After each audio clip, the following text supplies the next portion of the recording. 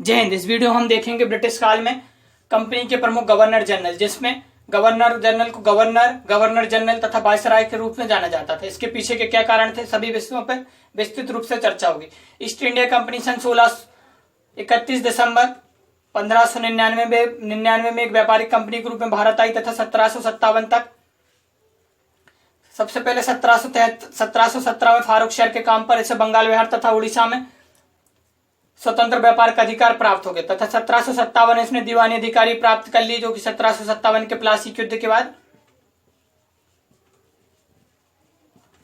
Company को दीवानी अधिकार प्राप्त हो गया तथा बंगाल में दुशासन की स्थापना रॉबर्ट क्लाइव के समय 1757 में होती, जिसके तहत दीवानी कार कंपनी तथा अन्य कार बंगाल के नवाब मीर जाफर के अंडर में रहते हैं। इसके बाद द्वितीय गवर्नर जनरल प्रमुख रूप से आते हैं लॉर्ड बारंग हेस्टिंग, जो कि 1772 से 1774 तक बंगाल के गवर्नर रहते हैं, मतलब बंगाल के गवर्नर रहते हैं। इसी के समय 1773 में रेगुलेटिंग एक्ट पारित किया जाता है, जिसके तहत बंगाल के गवर्नर को बंगाल का गवर्नर जनरल कहलाने जाने लगा तथा 1774 में कलकत्ता में एक उच्च न्यायालय की स्थापना की बात हुई तथा कोषालय मुर्शिदाबाद, जो कि मुर्शिद कुली खां के द्वारा मुर्शिदाबाद में स्थापित किया गया था, इसे कोलकाता में स्थानांतरित कर दिया जाता है तथा कलकत्ता में ही एक सरकारी टकसाल की स्थापना करी जाती है। इसी के समय 1780 में भारत का प्रथम पत्रिका बंगाल गजट का प्रकाशन होता है, जो कि जेम्स विलियम हिक्की के द्वारा इसका संचालन किया जाता है। इसका द्वितीय महत्वपूर्ण गवर्नर आते हैं लॉर्ड कॉर्नवालिस, जो एक अच्छा गवर्नर के रूप में जाना जाता है। इसने शक्ति पृथकीकरण के सिद्धांत को अपनाया। यह भारत में सिविल सेवा का जनक माना जाता है तथा शक्ति पृथकीकरण के सिद्धांत को अपनाया तथा इसने विभिन्न प्रकार के पुलिस तथा अन्य प्रशासनिक सुधार किए। इसने प्रत्येक 100 किलोमीटर के अंदर एक पुलिस थाने की स्थापना करी तथा बिहार, बंगाल और उड़ीसा में स्थायी बंदोबस्त व्यवस्था इसी के समय 1793 में लागू की गई। इसके बाद लॉर्ड कॉर्नवालिस के समय ऐसा कोई भी युद्ध नहीं हुआ जो अनैतिक हो।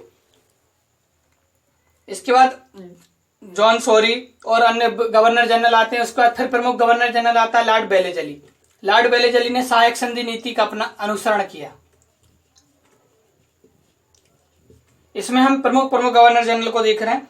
सहायक संधि नीति के तहत सर्वप्रथम 1798 में हैदराबाद के निजाम ने सहायक संधि पर हस्ताक्षर किए। इसके पश्चात मैसूर, तंजौर, अवध, पेशवा राजा 1802 में तथा सिंधियाओं ने 1804 में सहायक संधि पर हस्ताक्षर किए। इन सहायक संधि के तहत ब्रिटिश गवर्नर जनरल ब्रिटिश सेना को प्रमुख यह हो गया कि यहाँ पर कंपनी इनके आंतरिक मामलों में हस्तक्षेप नहीं करेगी, लेकिन बाह्य मामलों में कंपनी के तरफ पूरी तरीके से निर्भर हो गए और एक कंपनी यहाँ पर एक सेना रखेगी जिसका पूरा खर्च रियासत उठाएगी। इससे कंपनी को सबसे बड़ा फायदा ये हो गया, कंपनी बाहरी मामलों के साथ साथ आंतरिक मामलों में भी हस्तक्षेप करने लगी तथा एक बहुत बड़ी बिना खर्च के स्थायी सेना कंपनी के हाथ में आ गई। इसके बाद अन्य प्रमुख गवर्नर जनरल एक आते हैं लॉर्ड मिंटो, जिसके समय अमृतसर की संधि होती है 1809 में महाराजा रणजीत सिंह के साथ। इसके बाद लॉर्ड हेस्टिंग आते हैं 1813 से 1823 के बीच। इसके समय ही सुंगोली की संधि होती है, जो कि भारत तथा नेपाल प्रथम युद्ध के बाद समाप्त होती है। इसी के समय इसने ही जो पिंडारी थे, जिन्हें पेशवाओं के समय से रखा गया था तथा सिंधिया राजघराने के द्वारा सुनहरा झंडा दिया गया था, का दमन इसके समय ही किया जाता है। इसने ही 1822 में बंगाल काश्तकारी अधिनियम लागू किया। इसके बाद लॉर्ड हेस्टिंग के बाद फिर अन्य एक governor general Lord William Bentinck बनते हैं, जो कि बंगाल के अंतिम गवर्नर तथा भारत के प्रथम गवर्नर जनरल बनते हैं। लॉर्ड विलियम बेंटिक 1828 से लेकर 1835 के बीच। इसी के समय ही एक प्रमुख अधिनियम 1833 में पारित होता है। इसके बाद सबसे महत्वपूर्ण लॉर्ड विलियम बेंटिक का योगदान भारतीय व्यवस्था में यह रहा कि इन्होंने ठगी प्रथा का अंत किया तथा 1829 में नियम 17 के तहत सती प्रथा को विधि विरुद्ध बना दिया। इसके साथ इन्होंने नरबली को भी विधि विरुद्ध बनाया और इसने फारसी के स्थान पर स्थानीय भाषाओं को न्यायालय में लागू कर दिया। लॉर्ड विलियम बेंटिक के समय ही 1829 में सती प्रथा का अंत किया गया। ये मुख्य रूप से राजा राममोहन राय के प्रयासों के द्वारा किया गया। इसके बाद लॉर्ड डलहौजी जो हड़प नीति का अनुसरण करते हैं और झांसी, जैतपुर, उदयपुर आदि राजघरानों को हड़प लेते हैं। वस्तुतः लॉर्ड डलहौजी हड़प नीति के कारण एक नेगेटिव इमेज थी, लेकिन इसे आधुनिक भारत का निर्माता के रूप में जाना जाता है। इसी के समय भारत में रेल सुधार किए गए तथा रेलवे की स्थापना करी गई। 16 अप्रैल 1853 में मुंबई से थाने के बीच 34 किलोमीटर रेल इसी में चलाई गई। इसी के समय 1854 में पोस्ट ऑफिस की स्थापना करी गई तथा पोस्ट तार की स्थापना करी गई, तार व्यवस्था, जिसके तहत 1857 की क्रांति दबाने में सुधार हुआ। इसी के समय 1854 में चार्ल्स वुड नीति पारित की गई जो शिक्षा नीति के सुधार में प्रमुख था, और तोपखाना मेरठ से स्थापित कर कलकत्ता से मेरठ स्थापित किया गया तथा सेना का मुख्यालय शिमला में स्थापित किया गया। इसी के समय शिमला को भारत की ग्रीष्मकालीन राजधानी बनाया गया। अर्थात सबसे पहले ट्रेन, फिर तार व्यवस्था, और इसी सुधारों के कारण इसे आधुनिक भारत के पिता के रूप में जाना जाता है। लेकिन जब विभिन्न प्रकार के सुधार कार्य किए जाने लगे तथा हड़प नीति हुई, तो लॉर्ड हेस्टिंग की युद्ध नीति, लॉर्ड वेलेजली की सहायक नीति तथा लॉर्ड डलहौजी की हड़प नीति के कारण भारतीय जनता तथा रियासतों में असंतोष उत्पन्न हो गया। इसके साथ ही 1857 की क्रांति का तत्कालीन कारण था मेरठ छावनी के सिपाही मंगल पांडे के द्वारा जब चर्बी वाले कारतूस, जिसमें गाय तथा सुअर की चर्बी लगाई गई थी, उपयोग करने से मना कर दिया गया, तो मंगल पांडे ने अपने सेना प्रमुख, जो छावनी सेना प्रमुख थे, उनकी हत्या कर दी, जिसके कारण 1857 की क्रांति चालू हो गई।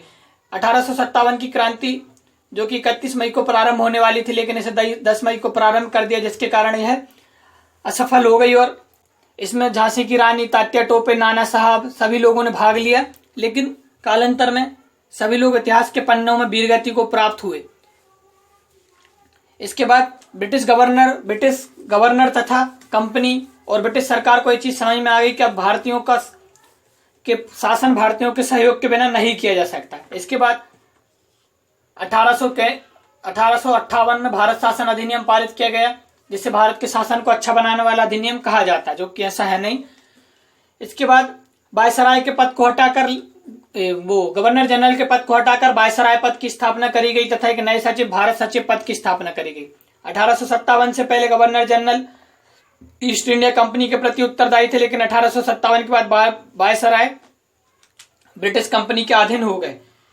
इनके बाद लॉर्ड कैनिंग भारत के प्रथम गवर्नर जनरल बने। इसके बाद कंपनी ने एक तरीके से देखा जाए तो कठोर नीति का अनुसरण किया और विभिन्न प्रकार के कठिन विचारधारा वाले गवर्नर जनरल की स्थापना। इसके बाद लॉर्ड लिटिन भारत के गवर्नर जनरल बन के आते हैं, जिनके समय 1878 में वर्नाक्युलर प्लेस एक्ट पारित किया जाता है 1878 में, जिसके तहत भारतीय भाषाओं के समाचार पत्रों को रोक लगा दी गई, जिसे लॉर्ड रिपन के तहत 1882 में समाप्त कर दिए गए। लेकिन इसके साथ ही भारतीय जनमानस में अत्यधिक असंतोष उत्पन्न हो गया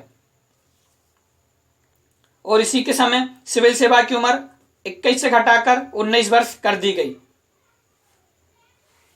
लॉर्ड रिपन, जो कि मुख्यतः एक अच्छा गवर्नर जनरल के रूप में साबित हुआ तथा इसने पुनः सिविल सेवा के लिए 19 वर्ष से 21 वर्ष तक उम्र कर दी तथा वर्नाक्युलर प्रेस एक्ट को समाप्त करते 1982 कर दिया गया। इसे भारत के उद्धारक की उपाधि के रूप में भी जाना जाता है।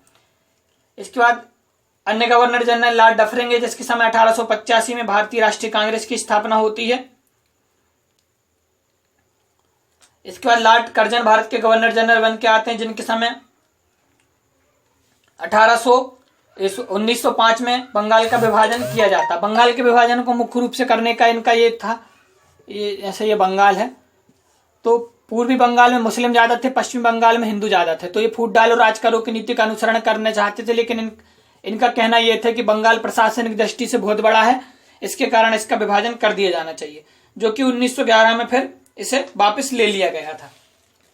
16 अक्टूबर 1905 को बंगाल विभाजन शोक दिवस के रूप में मनाया जाता है। इसके बाद फिर अन्य गवर्नर जनरल के बारे में और देख लेते हैं।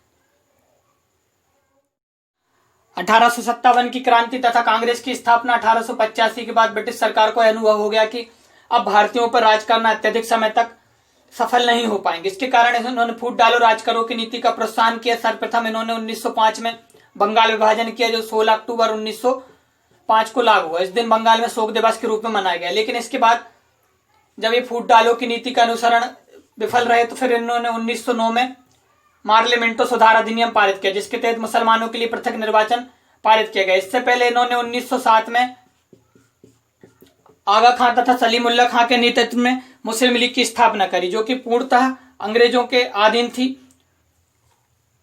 और अंग्रेजों ने इसको प्रोत्साहन दिया तथा इन्होंने इनकी नीतियों का अनुसरण करते हुए धीरे धीरे अलग पाकिस्तान की मांग को आगे बढ़ाने लगे तथा मुसलमानों के लिए पृथक अधिकार की मांग करने लगे। 1919 के पार्लियामेंटो सुधार के बाद 1909 के पार्लियामेंटो सुधार के बाद 1919 में इन्होंने और इस नीति को तेजी से बढ़ाया तथा मॉन्टेग्यू चेम्सफोर्ड सुधार लाया, जिसके बाद मुसलमानों के साथ सिख, आंग्ल भारतीय तथा दलितों के लिए भी पृथक निर्वाचन की घोषणा करी गई। इसके बाद 1919 में जब प्रथम विश्व युद्ध समाप्त हुआ तो इसके बाद जब तुर्की के खलीफा का पद समाप्त किया जाने लगा तो भारत में खिलाफत आंदोलन हुआ, जो कि बाद में असहयोग आंदोलन हुआ, जो कि चोरा चोरी की घटना के बाद इसे समाप्त कर दिया गया। इसके बाद भारत में गांधीवादी युद्ध का प्रारंभ होता है, जो कि हम अगली वीडियो में देखेंगे।